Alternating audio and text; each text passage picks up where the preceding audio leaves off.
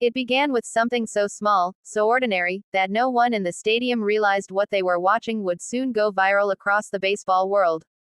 One pitch, one swing, one accident that turned into a moment of truth. The night was thick with tension. The crowd at Dodger Stadium buzzed like static electricity, unaware that beneath the bright lights, something unusual was unfolding.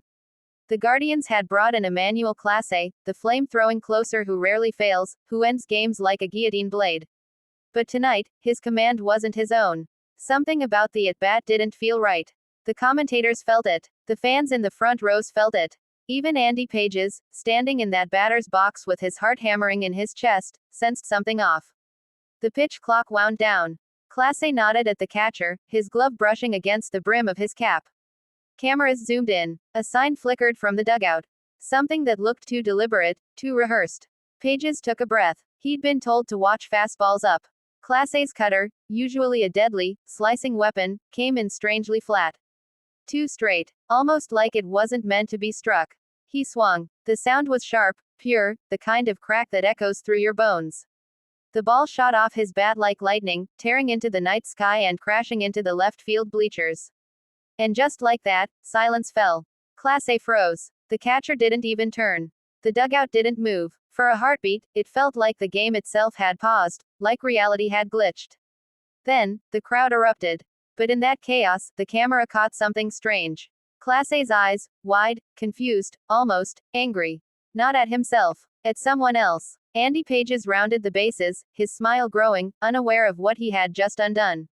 He didn't know that the at-bat had been set up. A quiet deal, a subtle understanding, something that was supposed to end in a groundout. Something that was never meant to be challenged. But Pages didn't follow the script. By accident, by instinct, or maybe by fate, he hit the pitch no one was supposed to hit. Reporters didn't catch on immediately. The highlight ran like any other home run. But slow-motion replays told a different story. Clase's eyes darted toward the dugout before the pitch. The catcher gave a subtle double tap on his thigh, a signal not meant for the cameras. Then came the whispers. Was it rigged? Was Clase told to take it easy? Did someone want a narrative moment? Baseball has always been a game of unwritten rules, quiet pacts between players, respect between veterans and rookies. But when money, storylines, and contracts blur the lines, even those sacred rules bend. Clase's next outing. Disaster. His fastball missed spots, his cutter hung high. Fans booed, commentators speculated, and somewhere, deep inside, Clase's fire began to flicker with shame. Andy Pages, on the other hand, became a sensation. Not because of his power, but because of what his swing revealed. He didn't mean to. But that home run tore a hole in the illusion. The Dodgers' locker room turned tense. Reporters swarmed. Did Andy know? Was the pitch intentional? His teammates gave half smiles and deflected answers. Andy, humble and young, said only, "I just saw a pitch I could hit." But those words, simple as they were, carried weight.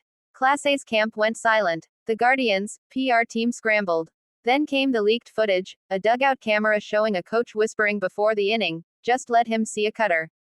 Let him build confidence." It wasn't meant to be malicious. It was meant to help the kid.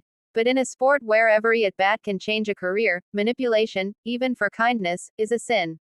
The next day, headlines exploded. Rigged or misunderstood. The Andy Pages home run that shouldn't have happened.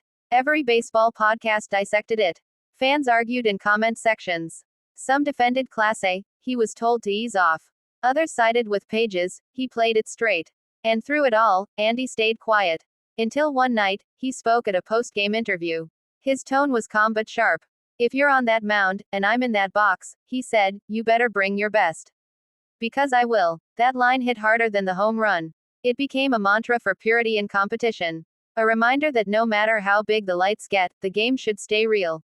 Clase apologized weeks later. Not publicly, but privately. He found Andy before a game, shook his hand, and said, "You were right. I should have thrown my pitch."